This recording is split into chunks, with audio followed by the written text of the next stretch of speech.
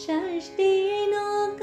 சரவண பவனார் சிஷ்டருக்குதவும் செங்கதிர்வேலோன் பாதம் இரண்டில் பன்மணி சதங்கை கீதம் பாட கிண்கிணியாட மையல் நடனம் செய்யும் மயில் வாகனனார் கையில் வேளால் என்னை காக்கவென்று வந்து வர வர வேலாயுதனார் வருக வருக வருக மயிலோன் வருக.